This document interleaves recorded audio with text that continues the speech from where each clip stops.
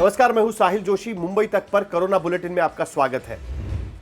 60 दिन तक मजदूर इंतजार करते रहे कि उनके लिए ट्रेनें शुरू हो जाएगी। आखिरकार ट्रेनें शुरू हुई, श्रमिक एक्सप्रेस दौड़ने लगी, लेकिन इन बेचारे मजदूरों का नंबर कब आएगा ये सोचकर कई मजदूर अभी भी इंतजार कर रहे हैं। लेकिन मजदूरों की इस बेबसी की पटरी पर सियासत की ट्रेन अब दौड़ने लगी है। दरअसल कल देर रात ही रेल मंत्री पीयूष गोयल ने ट्वीट करके उद्धव ठाकरे के खिलाफ मोर्चा खोल दिया। उन्होंने कहा कि महाराष्ट्र से श्रमिक एक्सप्रेस के जरिए सफर करने वाले लोगों की लिस्ट हमें सौंप दीजिए। उन्होंने ट्वीट किया कि हम महाराष्ट्र को 125 श्रमिक स्पेशल ट्रेन देने के लिए तैयार हैं। जैसा कि आपने बताया कि आपके पास श्रमिकों की लिस्ट तैयार है, ऐसे में आप 1 घंटे में मध्य रेल महाप्रबंधक को लिस्ट सौंप दीजिए, जिससे हम ट्रेनों को समय पर चला सकेंगे। पहले की तरह ट्रेन को खाली न जाना पड़े। अब रेलवे मंत्री पीयूष गोयल के इस ट्वीट के बाद उद्धव ठाकरे के करीबी संजय राउत ने उस पर जवाबी हमला बोल दिया। संजय राउत शिवसेना के सांसद भी है।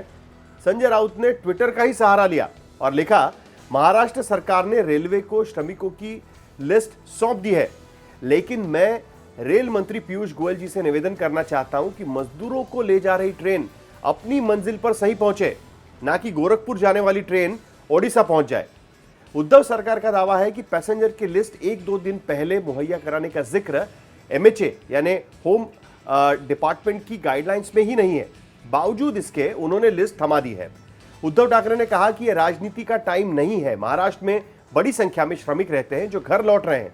मजदूरों की बड़ी संख्या को देखते हुए महाराष्ट्र सरकार ने रेल मंत्रालय से 40 ट्रेन की डिमांड की थी कल के लिए, और उसके साथ 157 ट्रेन की अर्जी भी केंद्र सरकार को वो दे चुकी है। श्रमिकों के मामले में उद्धव पर महाराष्ट्र के पूर्व मुख्यमंत्री देवेंद्र फडणवीस ने भी निशाना साध लिया। उसी ट्वीट पर इसके पहले पीयूष गोयल ने किया था। उन्होंने कहा कि मजदूरों पर सियासी घमासान की नींव यूपी के सीएम योगी आदित्यनाथ ने भी पहले रख दी थी, लेकिन देवेंद्र फडणवीस का कहना था कि महाराष्ट्र सरकार को खुद चीजें संभल नहीं रही है और इसके चलते वो केंद्र सरकार पर निशाना साधकर राजनीति खेल रहे हैं। वहीं दूसरी तरफ उद्धव ठाकरे कह रहे थे कि आप यानी बीजेपी राजनीति ना करे, हम भी राजनीति नहीं करेंगे। उसके साथ उन्होंने यह भी कहा कि आप राजनीति भले ही करें, लेकिन फिर भी हम राजनीति नहीं करेंगे। वहीं दूसरी तरफ यूपी के मुख्यमंत्री योगी आदित्यनाथ ने भी कहा कि जब बड़ी संख्या में प्रवासी मजदूरों के महाराष्ट्र से लौटने की बदहाली की खबर सामने आई है, तो उद्धव ठाकरे को उन्होंने सवाल पूछा और कहा कि अगर महाराष्ट्र बसों और ट्रेनों में सारी सुविधा देकर 4 लाख प्रवासी मजदूरों को रवाना कर चुकी है, तो फिर महाराष्ट्र की सड़कों पर भूखे प्यासे पैदल जाते मजदूरों की तस्वीरें क्यों दिखाई पड़ रही है। एक भूखा बच्चा, उनका ट्वीट यह था, एक भूखा बच्चा ही अपनी मां को ढूंढता है। अगर महाराष्ट्र सरकार ने सौतेली मां बनकर सहारा दिया होता तो महाराष्ट्र को गढ़ने वाले हमारे उत्तर प्रदेश के निवासियों को अपने प्रदेश यानी उत्तर प्रदेश वापस नहीं आना पड़ता। योगी का यह ट्वीट शिवसेना के नेता संजय राउत को नस्तर की तरह चुभ गया, जिसके बाद वो आपा खो बैठे और सीधे सीधे उससे पहले ही उन्होंने मुख्यमंत्री योगी आदित्यनाथ की तुलना हिटलर से कर डाली थी। अपने कॉलम में संजय राउत लिखते हैं, सीएम योगी ने यूपी में प्रवासियों के खिलाफ जो अत्याचार किए वो यहूदियों के खिलाफ हुए अत्याचारों के जैसा है जो हिटलर ने किए थे। देश भर से आने वाले मजदूरों को यूपी में रोक दिया जा रहा है।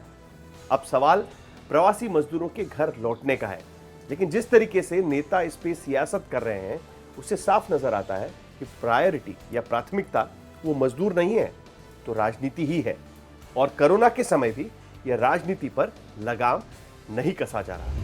अब बात एयर ट्रैवल की, तो आखिरकार महाराष्ट्र सरकार और केंद्र सरकार में समझौता हो गया और मुंबई एयरपोर्ट पर 25 फ्लाइट्स का आना और 25 फ्लाइट्स का जाना यानी अराइवल और डिपार्चर शुरू हो गया। यानी मुंबई एयरपोर्ट अब 50 फ्लाइट्स का ऑपरेशन हैंडल करेगा। लेकिन उसके साथ साथ दिक्कत इस बात की हो रही थी कि आखिरकार अगर महाराष्ट्र में या मुंबई में कोई पैसेंजर आता है तो उसके साथ क्या बर्ताव होगा। क्या उसे क्वारंटाइन में रखा जाएगा, क्या उसे अपने घर जाने दिया जाएगा, या इंस्टीट्यूशनल क्वारंटाइन में रखा दिया जाएगा। उसको लेकर जो स्टैंडर्ड ऑपरेटिंग प्रोसीजर शुरू करनी होती है वो महाराष्ट्र सरकार ने कल रात तक नहीं दी थी। कल रात तक इस बारे में कोई भी बात महाराष्ट्र सरकार के तरफ से सबके सामने नहीं रखी गई थी। इसके वजह से ये कंफ्यूजन काफी रहा। आज सुबह जब हमारे संवाददाता वहां पर मुंबई एयरपोर्ट पर पहुंचे तब कई लोगों से पूछे जाने के बाद भी उनके पास भी इस बारे में कोई जानकारी नहीं देखी गई। आखिरकार महाराष्ट्र सरकार ने इस बारे में स्टैंडर्ड ऑपरेटिंग प्रोसीजर जारी कर दी थी। उसके तहत उन्होंने ये साफ कर दिया है कि कोई भी आने वाला प्रवासी या कोई भी यहां से जाने वाला प्रवासी कंटेनमेंट जोन से हो नहीं सकता। उसके साथ साथ जो यात्री मुंबई एयरपोर्ट पर या महाराष्ट्र के किसी एयरपोर्ट पर उतरेगा, उसके दाहिने हाथ पर एक ठप्पा लगा दिया जाएगा और उस पर 14 दिन का होम क्वारंटाइन कंपलसरी होगा। यानी जो भी मुंबई या महाराष्ट्र में उतरेगा फ्लाइट से, उसे 14 दिन के होम क्वारंटाइन में रहना होगा। लेकिन अगर कोई शॉर्ट ड्यूरेशन ट्रिप के लिए आ रहा है, मसलन एक हफ्ते से कम दिन वो मुंबई या महाराष्ट्र में रहेगा फ्लाइट से आने के बाद, तो उसके लिए ये बात लागू नहीं होगी। लेकिन उसको अपनी जो अथॉरिटी है, जो लोकल अथॉरिटी है, उनको ये बात बतानी होगी इन एडवांस, पहले से ही ये बात उनको बतानी होगी। उसके साथ साथ अगर किसी यात्री को रेड जोन के बाहर यात्रा करनी है, मतलब मुंबई आने के बाद कहीं और जगह जाना है, तो ये बात भी मुंबई में उतरने के पहले ये जानकारी भी उनको देनी होगी। तो कुल मिलाकर अब फ्लाइट्स शुरू हो चुकी है, लेकिन ये एसओपी उन्हें फॉलो करनी होगी। इससे पहले हमने कोरोना बुलेटिन में आपको दिखाया था कि मुंबई और न्यूयॉर्क की किस तरीके से तुलना हो रही है। मुंबई भारत की आर्थिक राजधानी, तो न्यूयॉर्क यूएस की यानी अमेरिका की आर्थिक राजधानी। लेकिन भारत में तो मुंबई कोरोना से बुरी तरह प्रभावित हुई साफ नजर आ रही है।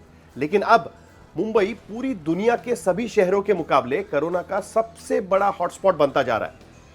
इस वक्त रूस के मॉस्को के बाद दूसरे नंबर पर मुंबई है। मुंबई में रोज सबसे ज्यादा कोरोना के केस आ रहे हैं। दरअसल ये जो हम जांच रहे हैं, वो हर दिन कितने कोरोना के नए केसेस पूरी टैली में ऐड हो रहे हैं या उसमें लिए जा रहे हैं, उसके आधार पे हम ये डिफरेंस बताने की कोशिश कर रहे हैं। तो मुंबई में मॉस्को के बाद दूसरे नंबर पर सबसे ज्यादा कोरोना के केस निकल रहे हैं। मॉस्को में अब मामले घटते नजर आ रहे हैं, जबकि मुंबई में ये मामले लगातार बढ़ रहे हैं और मुंबई अभी तक भी पीक पर नहीं पहुंचा है।